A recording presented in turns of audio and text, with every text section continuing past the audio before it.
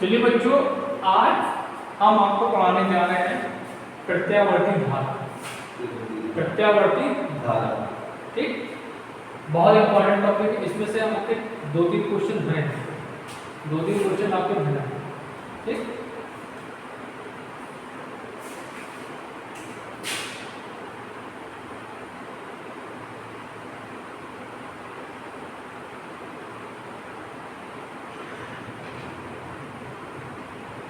इसको बोलते हैं इंग्लिश में अल्टरनेटिंग करंट।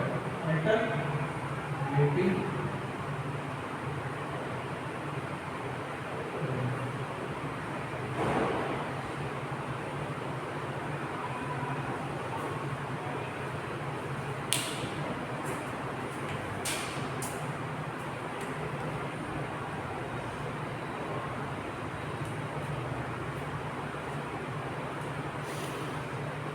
अल्टरनेटिंग करंट वो करंट होती है जिसकी वैल्यू, ठीक है, जिसका मैग्नीट्यूड, जिसका मैग्नीट्यूड और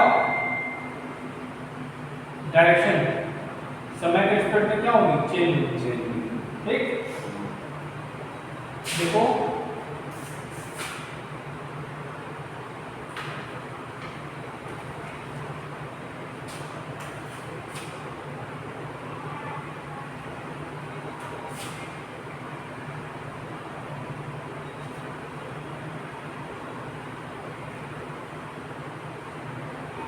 ठीक है, देखो ये क्या है, मैग्नीट्यूड और इसका डायरेक्शन क्या हो रहा है, चेंज हो रहा है, ठीक। ये वैल्यू होती है 0, ये होती है 5, ये होती है 2, ठीक। ये अल्टरनेटिंग करंट, ठीक। अच्छा, इस वैल्यू को बोलते हैं हम लोग एम्पलीट्यूड। क्या बोलते हैं, एम्पलीट्यूड। एम्पलीट्यूड को हम लोग ए से रिप्रेजेंट करते हैं, ठीक।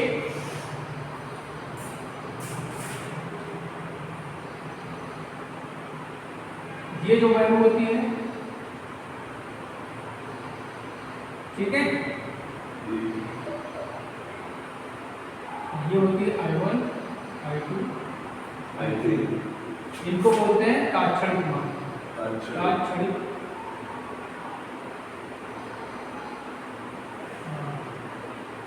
इसको इंग्लिश बोलते हैं इंस्टेंटेनियस वैल्यू, इंस्टेंटेनियस वैल्यू, ठीक।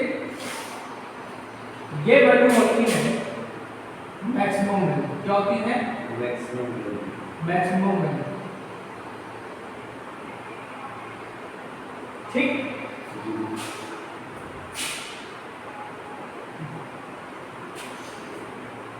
इसको बोलते हैं पॉजिटिव, इसको बोलते हैं नेगेटिव। इसको पॉजिटिव बोलते हैं, इसको नेगेटिव साइकिल, पॉजिटिव साइकिल,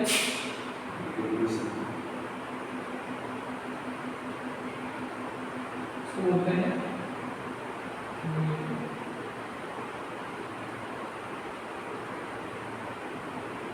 ठीक। एक पॉजिटिव साइकिल, एक नेगेटिव साइकिल, दोनों मिलकर एक साइकिल बनाते हैं। इसको बोलते हैं,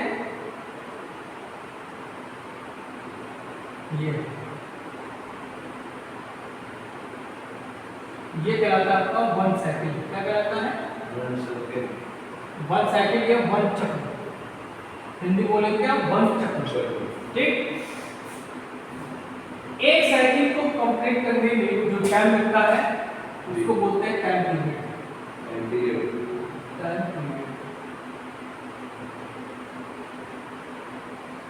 एक साइकिल को कंप्लीट होने में जो टाइम लगेगा उसको टाइम पीरियड बोलेंगे, ठीक है। ये आपके क्या होते हैं, 0, 5 और 2, ये आपके क्या है, एंगल। क्या है, एंगल, फेज एंगल। क्या है, फेज एंगल, इसको बोलते हैं फेज एंगल, ठीक। अब देखो, एक तरह से देखा जाए तो जो करंट होती है जी, ये पॉइंट है, तब इसका मतलब क्या होगा, इसका मतलब क्या होगा, इसका मतलब हुआ कि जो करंट होती है अल्टरनेटिंग वो 360 डिग्री पे घूमती है, मतलब ये यहाँ से यहाँ तक और यहाँ से ये, तो अल्टरनेटिंग का पूरा एंगल कितना होगा 360, ठीक है, क्योंकि इसको भी अपना सर्किट पूरा करना होता है, ठीक।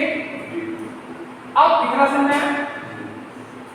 अब एक होता है आपका फ्रीक्वेंसी, फ्रीक्वेंसी जो होता है कमल, फ्रीक्वेंसी जो होता है एक सेकंड में जितने भी साइकिल बनेंगे उनको हम बोलते हैं frequency. Number of cycle in a second is called frequency, number of cycles in a second is called frequency, ठीक। इंडिया में फ्रीक्वेंसी कितनी है 50 हर्ट्ज। फ्रीक्वेंसी का यूनिट क्या होता है हर्ट्ज होता है, ठीक। और फ्रीक्वेंसी इक्वल टू होता है 1/10 या कह सकते हैं कि F equal to 1/T।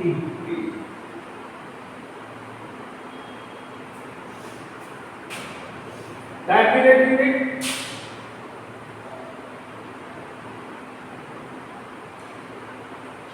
One by frequency, time period unit का सेकंड लेवल।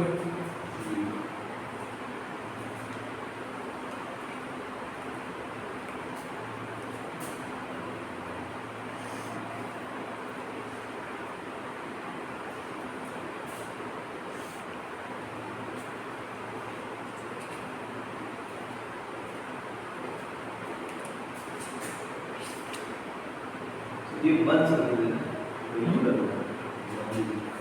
क्या ये वन सर्किल है ना, और one cycle, one cycle CYCLE cycle, one U लग रहा है वो है वो यूनिक। ठीक।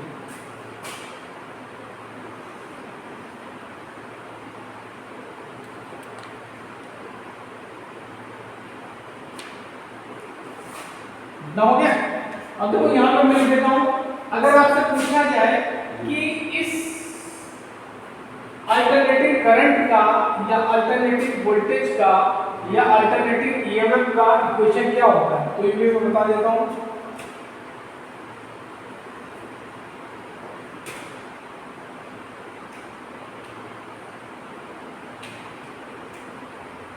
ईएमएफ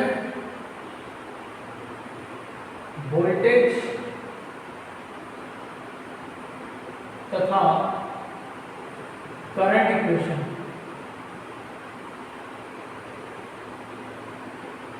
ठीक। अल्टरनेटिंग करंट का ईएमएफ वोल्टेज और करंट इक्वेशन, ठीक है। देखो ईएमएफ ये होगा E equal to E max sine omega t, ये होगा आपका ईएमएफ का। वोल्टेज का क्या होगा V equal to V max sine omega t, ये हो गया वोल्टेज का। करंट का I equal to I max sine omega, ये तो बहुत इंपॉर्टेंट चीज है ये, और जो चीज पढ़ाना इंपॉर्टेंट है।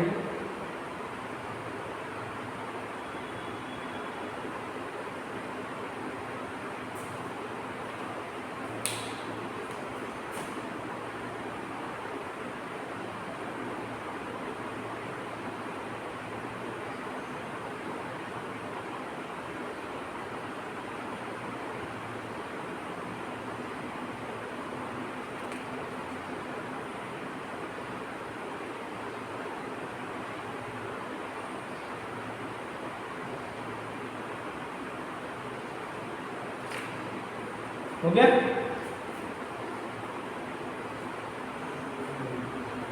लिखो जल्दी जल्दी लिखो, टाइम इतना नहीं है बच्चा तुम लोग पास।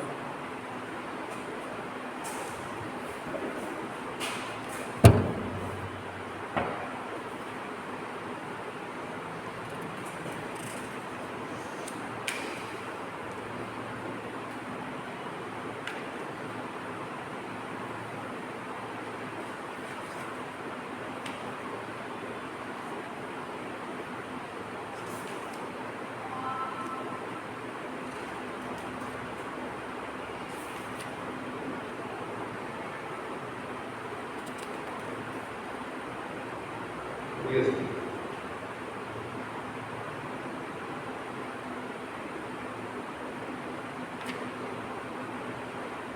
हो गया तो मिटा दो अच्छा कंप्लीट करो हो गया हाँ हो गया ना अब देखो बाकी चीज देखो इसकी क्या क्या होती है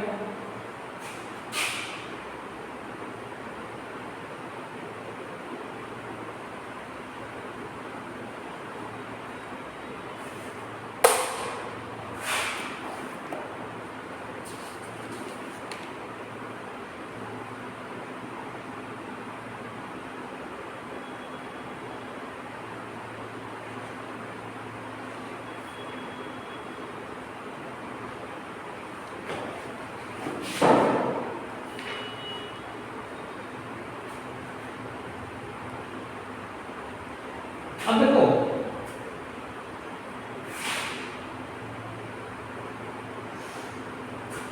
ये हो गया अब देखो इसमें हमने तुम्हें मैक्सिमम वैल्यू बता दी मैक्सिमम वैल्यू क्या होती है ठीक अब देखो इसकी एवरेज वैल्यू क्या होगी ठीक है क्या होगी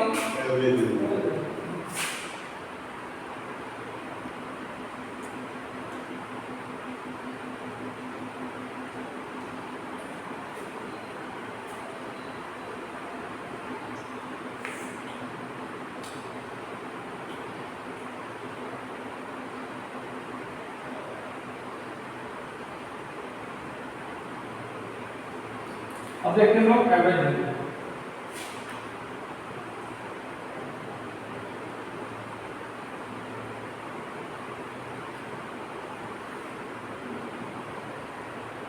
ठीक एवरेज वैल्यू को रिप्रेजेंट करते हैं IAB किससे करेंगे IAB इक्वल टू क्या होता है जितने भी इंफिनिट वैल्यू है उनको हम जब n से डिवाइड कर देते हैं तो बन जाता है आपका एवरेज वैल्यू ठीक तो क्या हो जाएगा I1 plus I2 plus I3 and so on IN upon n ठीक और इसको जब सॉल्व करते हैं तो एवरेज वैल्यू आती है आपकी 0.637 मैक्स ठीक okay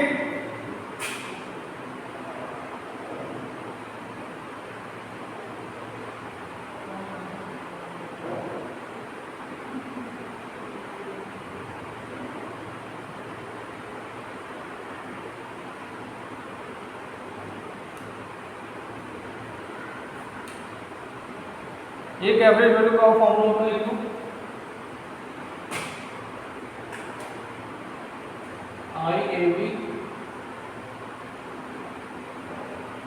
IAB equal to 2 IN upon n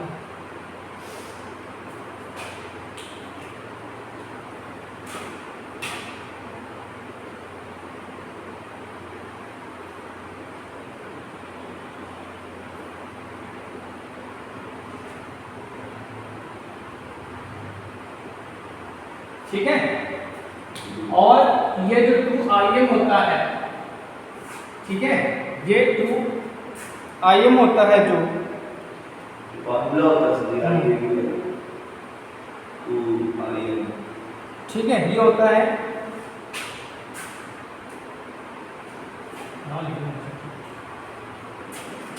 ये होता है 2IM equal to integration 0 pi I d theta ये क्या होता है ठीक जैसे मान लीजिए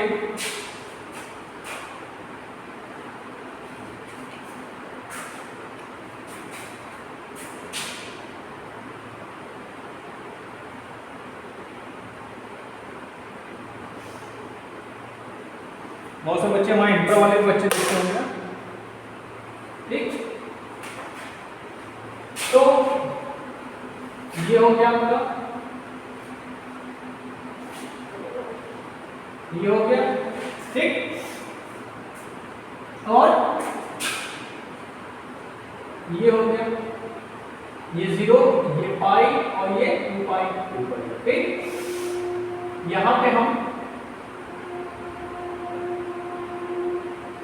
ये ले लेते हैं, ये वैल्यू क्या होती है d थीटा, इसकी वैल्यू को हम रखते हैं d थीटा, ठीक। और ये आपकी क्या हो गई, ये आपकी आई होगी, ठीक, ठीक। तो यहाँ ये क्या है, ये हाफ साइकिल है, एवरेज मतलब क्या हाफ साइकिल है। तो ये क्या होता है, इसको बोलते हैं एरिया ऑफ हाफ साइकिल। क्या बोलते हैं इसको, एरिया ऑफ हाफ साइकिल। तो जब इसका एरिया निकालते हैं तो क्या होगा, लिमिट ये लोअर लिमिट और ये मैक्सिमम लिमिट, तो ये आएगा वो मैक्सिमम लिमिट यहाँ से यहाँ चलोगे ना, यहाँ से यहाँ चलोगे ना, तो अपर लिमिट आपकी पाई 0 आई डी थीटा, ठीक। और इसको सॉल्व करने के बाद ये आपकी वैल्यू आती है, ठीक। इसको सॉल्व करने के बाद ये वैल्यू आपकी आती है। तो एवरेज ये हो गया, ठीक। या इसको कह सकते हैं, इसको और मॉडिफाई कर सकते हैं, तो लिखेंगे I A B equal to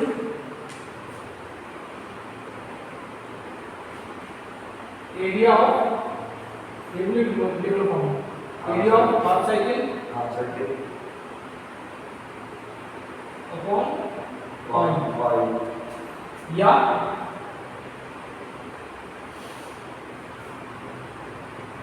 integration 0 pi I D theta upon पाई।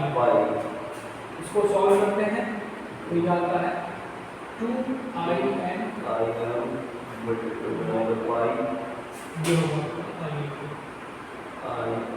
ये लो। अब हमसे पढ़ रहे हो तो एक चीज जानना,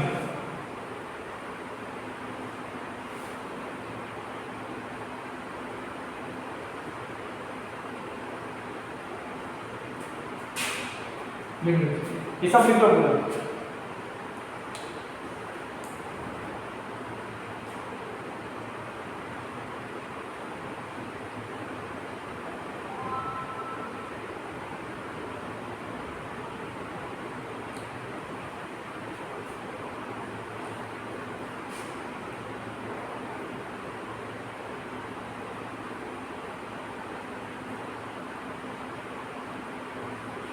इसकी थिकनेस में ठीक कम आ रही है, ये थिकनेस है आपकी, देखो ये क्या आपकी थिकनेस है, ठीक है, मोटाई इसकी मालूम करते हैं।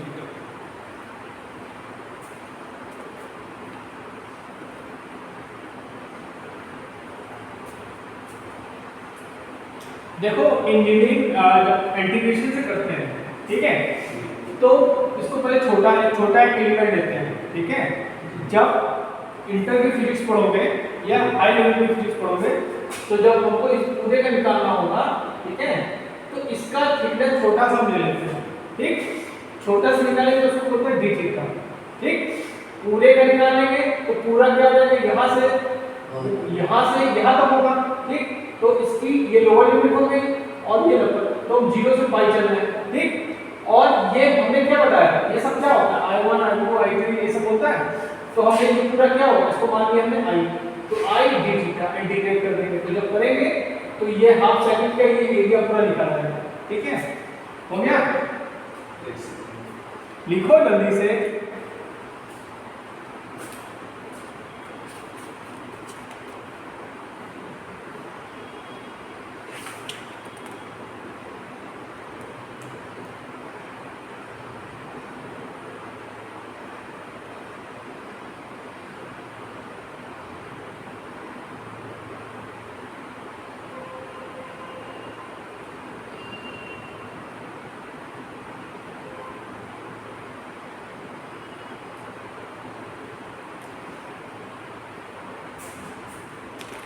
लिखने में टाइम लगाओगे, तुम पढ़ा चुके हो। हो गया।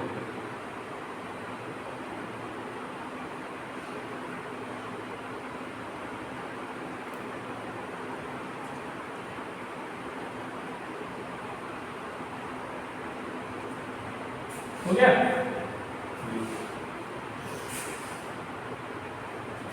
अब हेडिंग डालो आरएमएस वैल्यू। आरएमएस वैल्यू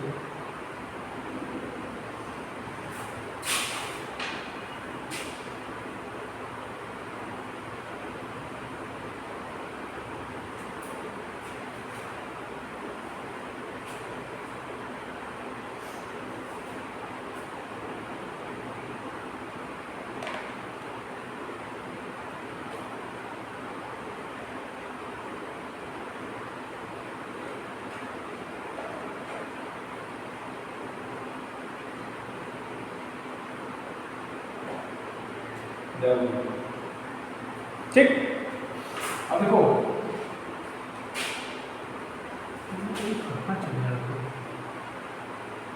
ठीक है, आरएमएस वैल्यू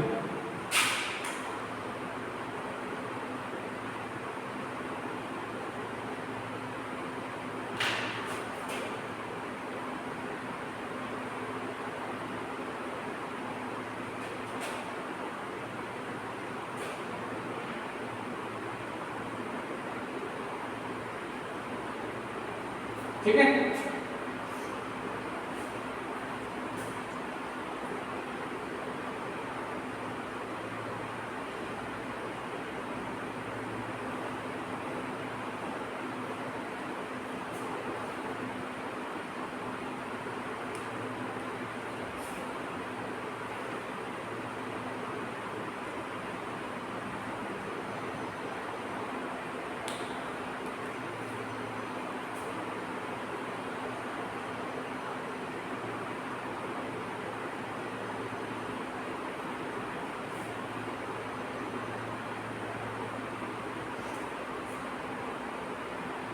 ये हो गया। अब इसको हम ऐसे लिख सकते हैं, इसको ऐसे डॉटेड ऐसे कर दो, ठीक।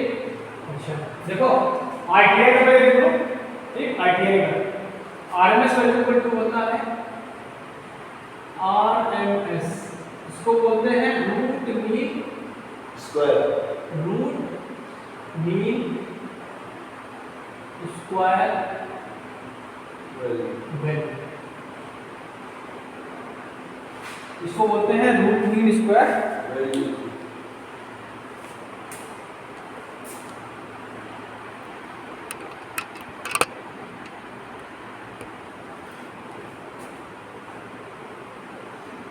ठीक है। ये क्या होता है, under root I1 square plus I2 square I3 square and so on IN square upon n, ठीक है। तो ये आता है 0.70 I max, या कह सकते हो कि I max बाई रूट 2, ठीक। ये हो गया आपका आरएमएस, ठीक। ये तीनों फॉर्मूले हैं, ठीक। तीनों फॉर्मूले, हाँ ठीक। अब यहाँ पे ये देखो ये हमने मान लिया,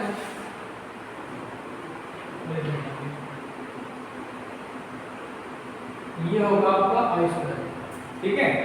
और इसकी थिकनेस क्या हो जाएगी आपकी, इसकी थिकनेस मान लेते हैं डी थीटा, ठीक। इसकी थिकनेस मान लेते हैं D theta.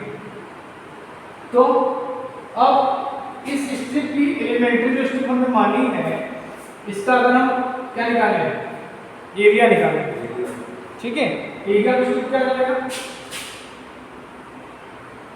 Area of strip क्या हो जाएगा, वहां क्या था आई डी थीटा था, आई डी थीटा था, ठीक। यहाँ पे क्या हो जाएगा आई स्क्वायर डी थीटा, आई स्क्वायर डी थीटा, ठीक। अब अगर हम इसको उसका पूरे का निकालना चाहें तो वही ये जी लिमिट क्या होगी, 0 वाई पाई वाई, तो इंटीग्रेशन 0 पाई आई स्क्वायर डी थीटा, ठीक। डी का हैं क्या बोले, डी थीटा, थीटा थीटा, ठीक है, तो जब इसको सॉल्व करते हैं तो इसकी वैल्यू होती है पाई आई एम स्क्वायर बाई 2, क्या आती है आई एम स्क्वायर बाई 2। ठीक, तो आरएमएस वैल्यू पर क्या होता है,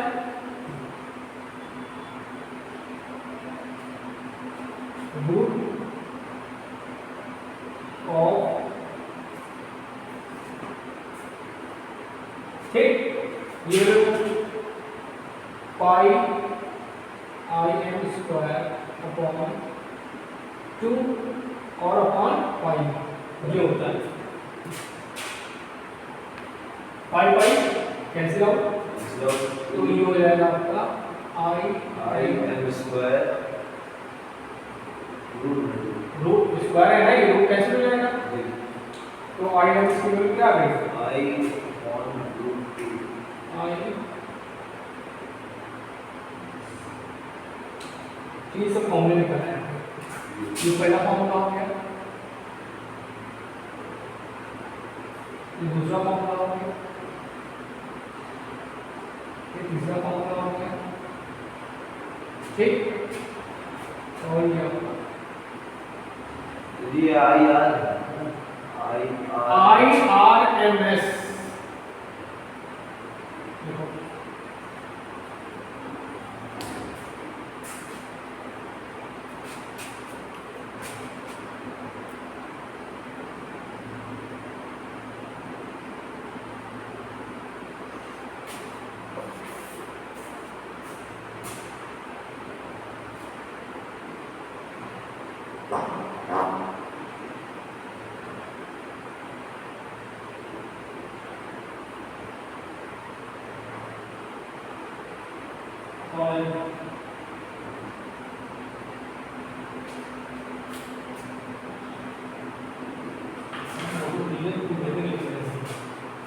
भर सकते हो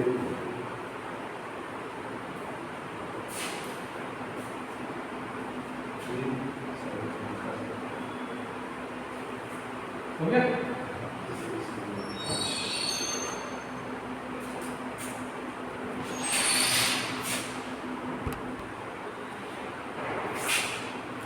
अब देखिए दो फैक्टर होते हैं, ठीक है, दो फैक्टर होते हैं जो आरएमएस वैल्यू,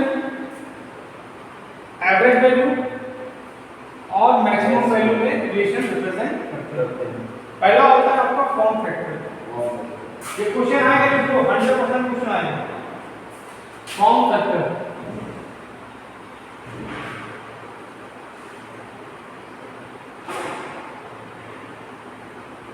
पावर फैक्टर को हम लोग रिप्रेजेंट करते हैं केएफ से, ठीक, ये क्या होता है RMS value upon average value का अनुपात होता है। आरएमएस वैल्यू और एवरेज वैल्यू का जो रेशियो होता है उसको हम लोग फॉर्म फैक्टर बोलते हैं, ठीक। तो KF इक्वल टू आरएमएस की वैल्यू क्या होगी 0.707 I मैक्स और उसकी वैल्यू 0.637 आई कैसे होंगे, तो KF की वैल्यू क्या होगी 0.707 upon 0.637, so KF equal to हो जाएगा 1.11।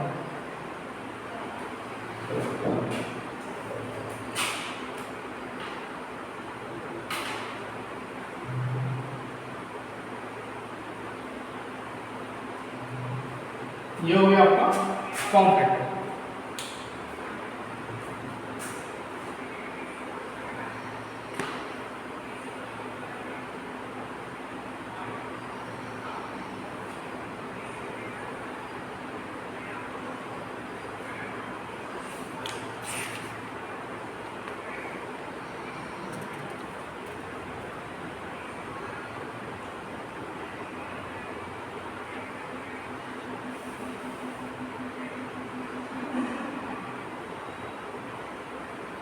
उसके बाद होता है आपका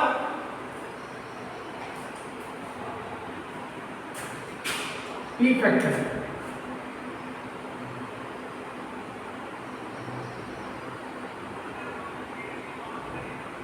पी फैक्टर को हम लोग रिप्रेजेंट करते हैं किससे? केपी से। केपी को टू क्या होता है? आई मैक्स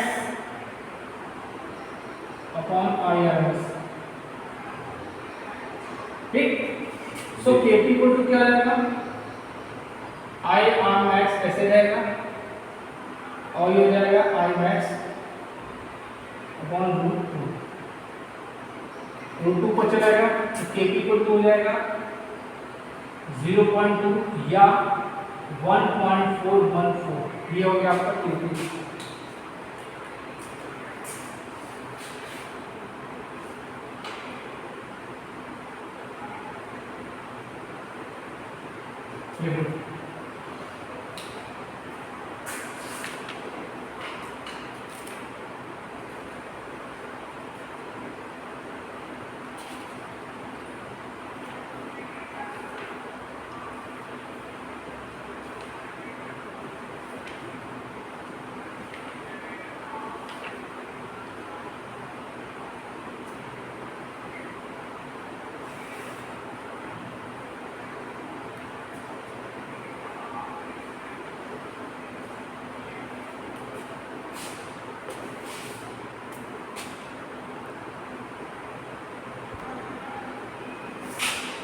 अब देखो फेज के बारे में डिस्कस करते हैं। फेज, ठीक है, फेज। फेज को हिंदी बोलते हैं कला। आर्ट वाली कला नहीं, लाइट वाली कला।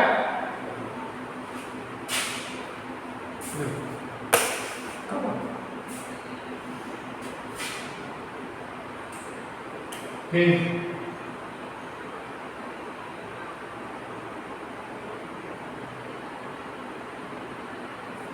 फेज दो प्रकार का है। सेम फेज,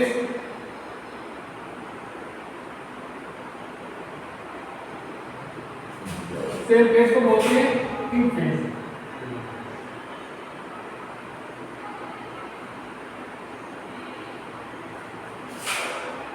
दूसरा होता है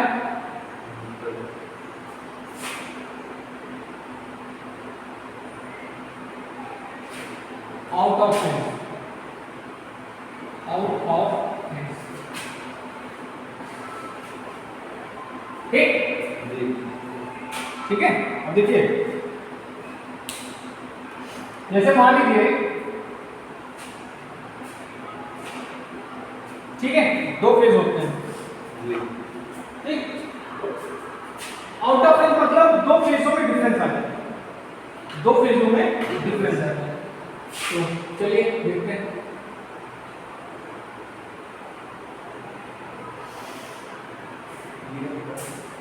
लिखे नहीं, चलो बता दे। अब जो मैं बताने जा रहा हूं उससे आपका कॉन्सेप्ट क्लियर हो जाएगा, ठीक। पहले देखेंगे प्योर रेजिस्टिव सर्किट। क्या? Pure resistive circuit.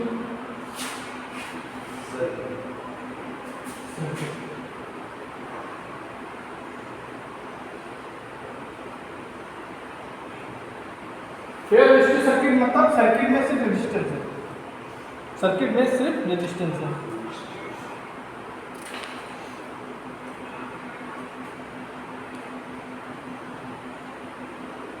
ठीक, ये आपका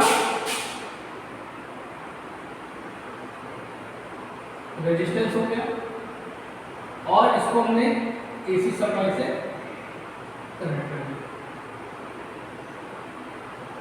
ठीक, अब इस सप्लाई का फॉर्मूला क्या होगा? V equal to V max sin theta t negative. ठीक, ये आपका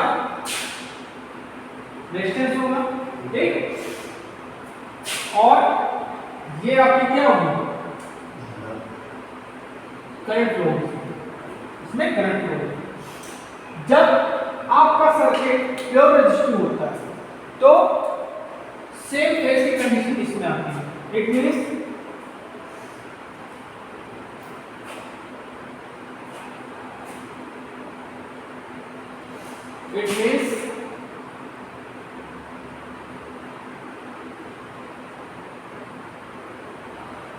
ठीक, ये क्या हो गया आपका,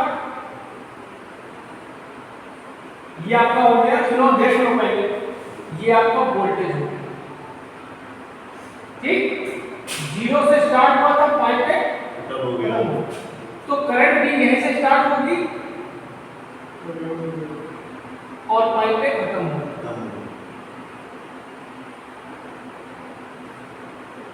ठीक। इसी तरह दूसरे क्लास से मजा आएगा, कलरफुल देखेगा तो मजा आएगा।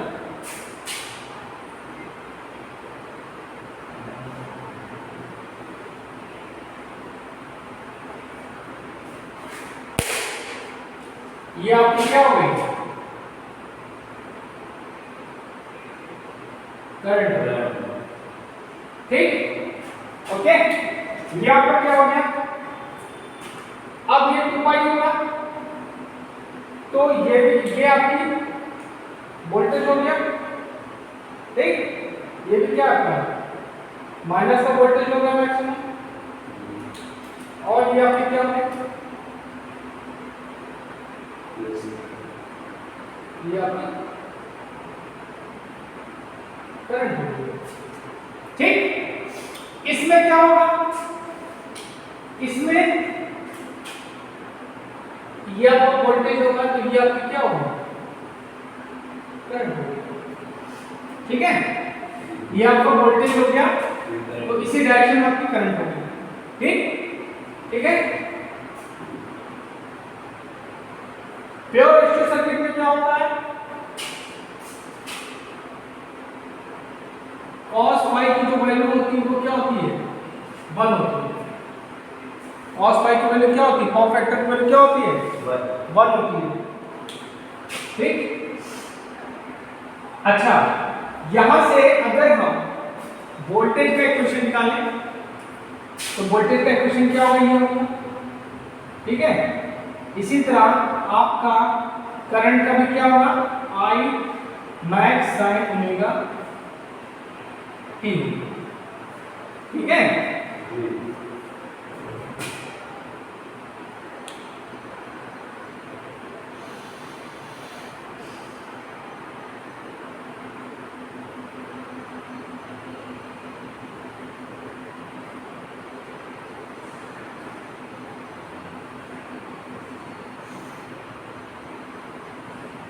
ठीक, अब ध्यान दो, बाय द ओम्स लॉ क्या होता है, V इक्वल टू IR होता है जी, V इक्वल टू IR होता है,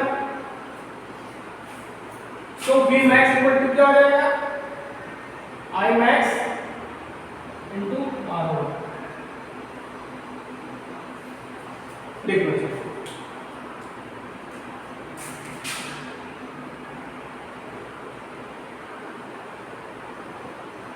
और जो पावर फैक्टर का मान क्या होता है, 1, लिख लो। इसको बोलते हैं सेम फेज या इन फेज, सेम फेज या इन फेज।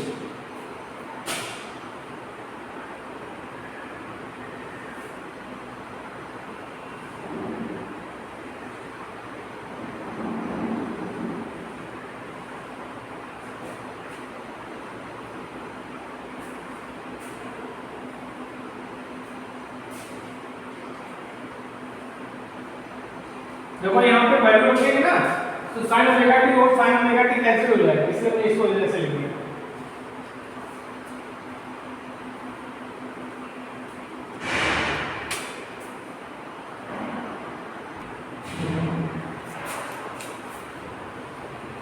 अब देखिए प्योर इंडक्टिव सर्किट,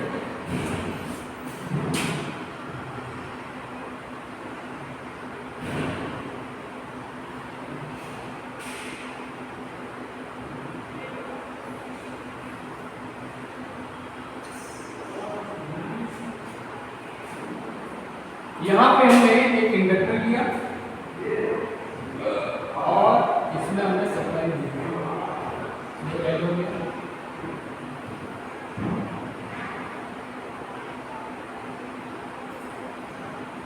ये क्या होगा, V equal to V max sine omega t। अब इसमें क्या होगा, करंट फ्लो होगी, तो इसमें क्या होगा, एक ईएमएफ इंड्यूस हो जाएगा, इसमें एक कॉइल के कारण एक ईएमएफ हो जाएगा, ये क्या हो जाएगा ई, ठीक है। इसमें एक क्या हो जाएगा, कॉइल के कारण, इंडक्शन के कारण इसमें एक ईएमएफ उत्पन्न हो जाएगा, ठीक है। तो वो क्या होगा, वो होगा जो V होगा वो क्या होगा, E के इक्वल होगा, V क्या होगा, E के इक्वल होगा, मतलब सप्लाई वोल्टेज जो होगा बैक ईएमएफ के इक्वल होगा। मैंने आपको फैराडे के नियम में बताया था, ठीक। तो यहाँ पे V इसका वैल्यू क्या लगेगा, साइन ओमेगा t, और इसकी वैल्यू होगी L di/dt, ठीक है, L di/dt by the Faraday law, ठीक है।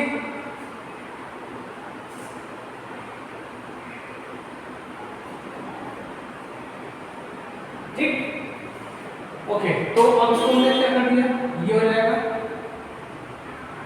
1/L 1, ये L को इधर रख दो, Bm साइन ओमेगा t और dt को इधर रख दो, इक्वल टू क्या होगा, di, ठीक। अब इसको हम इंटीग्रेट कर देते हैं, integrating d I equal to integration Bm L sine omega dt होगा, सो ये हो जाएगा I, ठीक, और ये हो जाएगा क्या, कांस्टेंट। इसको इंटीग्रेट करेंगे, sine omega t dt, so ये आ जाएगा I equal to V/m L cos minus का ओमेगा t, ठीक है।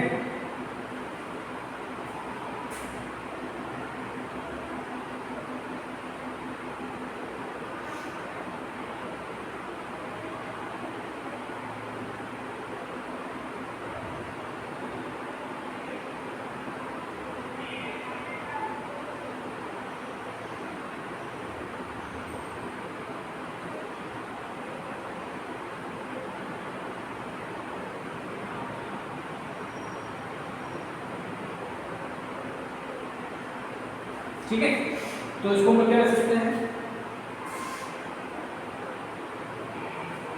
इसको इधर करते हैं,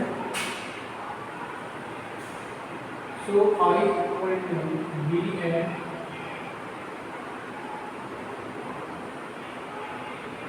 L, इसको लिखेंगे साइन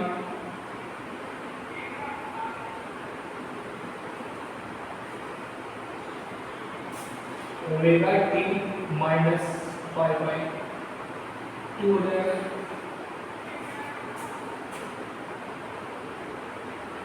ठीक है, ओके। तो I इक्वल टू यहाँ पे हो जाएगा V मैक्स, ठीक,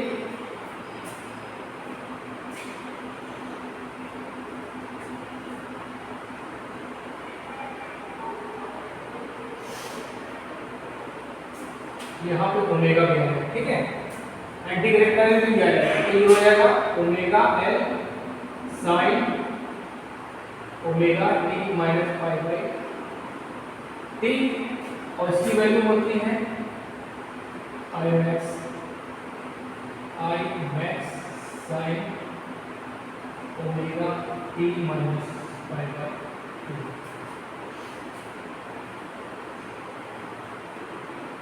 ठीक है।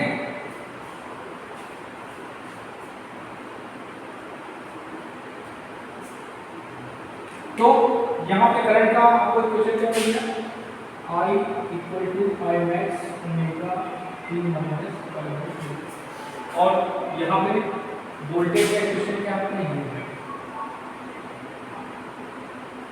इससे ये पता चलता है कि प्योर इंडक्टिव करंट है ये मैक्सिमम, और ये तो करंट आपकी 90 डिग्री क्या करेगी, पीछे चलेगी। इस इक्वेशन से ये पता चलता है कि जो करंट है आपकी वो क्या होगी, 90 डिग्री पीछे चलेगी।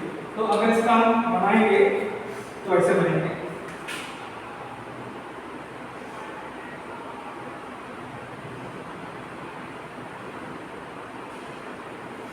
ये आपका वोल्टेज हो गया, ठीक, 0 हो गया, ये आपका पाई हो गया। तो यहाँ पे पाई/2 होगा, तो यहाँ से आपने करंट स्टार्ट किया, ठीक। ये हो गया, इसको बोलते हैं इसको बोलते हैं, इस कंडीशन को बोलते हैं लैगिंग कंडीशन। क्या बोलते हैं, लैगिंग।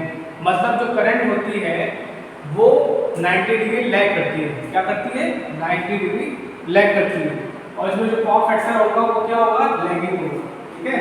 इसमें पावर फैक्टर क्या होगा, लैगिंग होगा। इसमें ये ऐसे हो जाएगा आपका, और ये आपका वोल्टेज हो गया, ये आपकी करंट होगी, और इसमें 90 डिग्री का डिफरेंस आएगा, ठीक है। हमेशा याद रखिएगा इस सर्किट में जो करंट होगी वो लैगिंग करेगी, ठीक। इसमें वोल्टेज लीड करेगा, लेकिन हम लोग करंट को लेके चलते हैं, इसलिए वो बोलेंगे कि पावर फैक्टर होगा वो क्या होगा, लैगिंग होगा, ठीक है।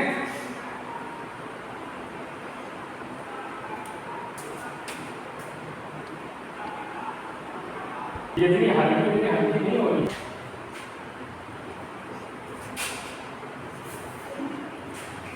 अब देखिए प्योर कैपेसिटिव सर्किट देखते हैं।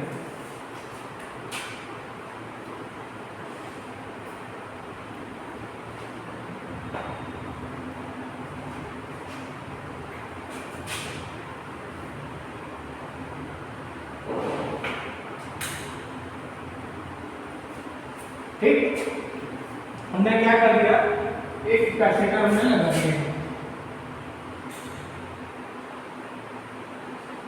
और इसको हमने एसी सप्लाई दिया।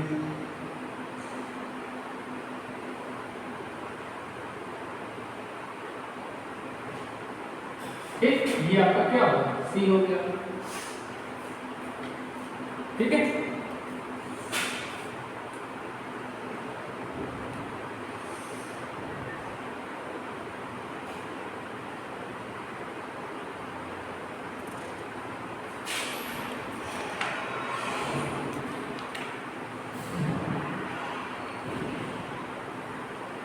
ठीक, अच्छा, ये जो हमने वोल्टेज दिया इसका क्वेश्चन क्या होगा, V equal to V max sine omega T होगा। यहाँ पे आपकी, ठीक, हम लोग जानते हैं ये क्वेश्चन क्या हो जाएगा, V equal to V max sine omega T, ठीक।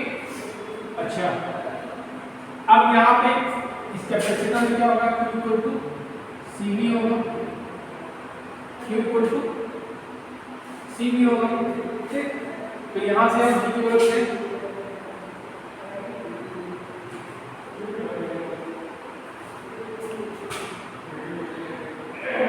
ठीक।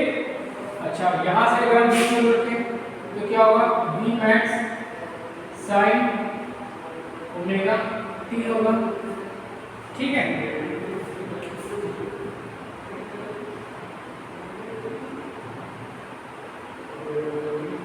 ठीक, और हम लोग जानते हैं I इक्वल टू क्या होता है, dq बाई dt होता है।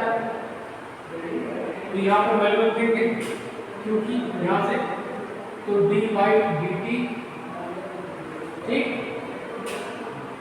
c vm sign omega t, ठीक है। तो इसको जब हम डिफरेंशिएट करेंगे तो I इक्वल टू क्या हो जाएगा, C Vm आपका कांस्टेंट रहेगा, और उसको करेंगे तो माइनस का cos ओमेगा टी प्लस का कॉस ओमेगा टी और इसको करेंगे तो ओमेगा टी। ठीक है, तो ये क्या जाएगा I equal to C B M omega cos omega t. ये आया।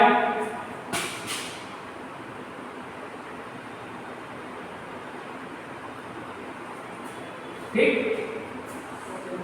अब इसको हम लोग क्या लिख सकते हैं, इसको लिख सकते हैं I equal to C omega हम लोग पहले ले लिया।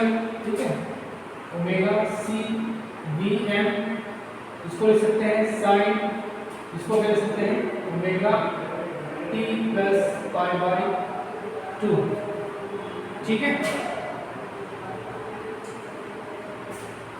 I equal to omega C B M, इसमें जो करंट की वैल्यू क्या आ गई, ये आ गई। ठीक, अच्छा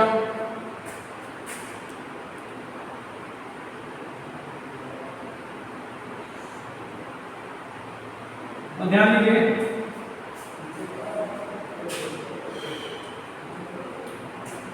यहां पर ध्यान दीजिए I मैक्स इक्वल टू होता है ओमेगा सी बी एम। ठीक, तो यहाँ पे इसकी जगह पे हम ये रख देंगे तो ये हो जाएगा I equal to I max sine omega t plus pi by 2। तो कैपेसिटर सर्किट में जो करंट की वैल्यू होगी वो क्या होगी, ये होगी। मतलब अगर आपका कैपेसिटिव सर्किट है तो उसमें करंट क्या करती है, लीड करती है, करंट 90 डिग्री लीड करेगी। इट मींस ये आपकी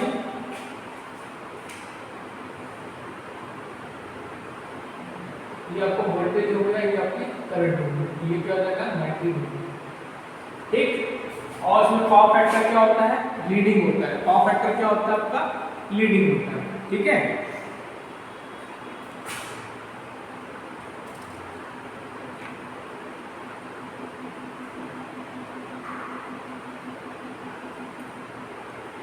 ठीक है,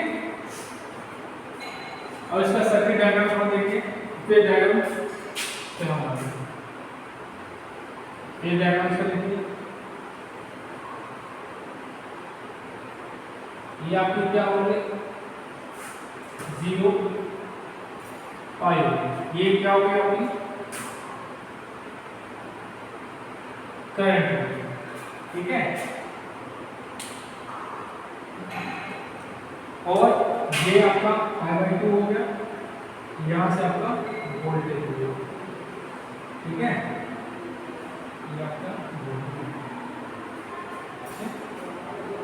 नोट कर लीजिए।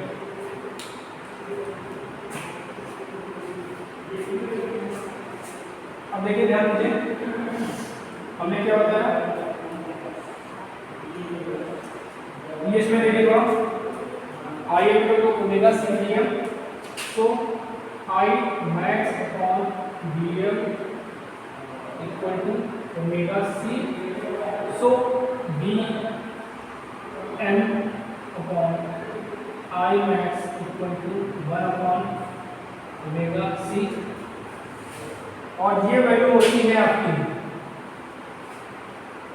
XC, so XC equal to 1 upon omega C equal to 1 upon 2 pi FC। ये भी बहुत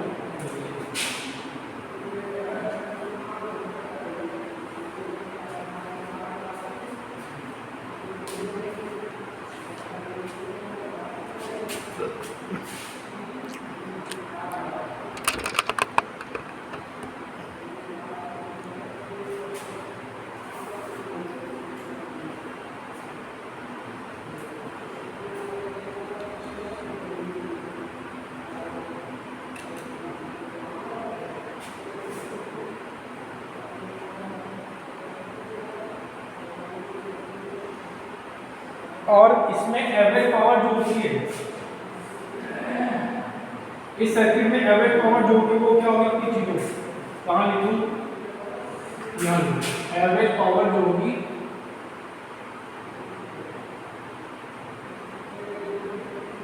पावर क्या होगी 0 होगी।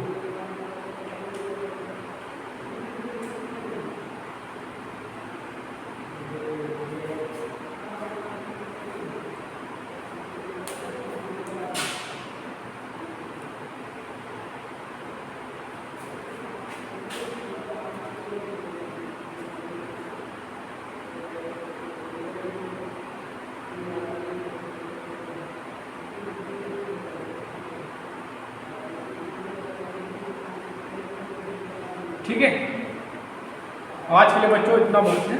नेक्स्ट लेक्चर में आपको हम टाइप्स ऑफ सर्किट्स बताएंगे।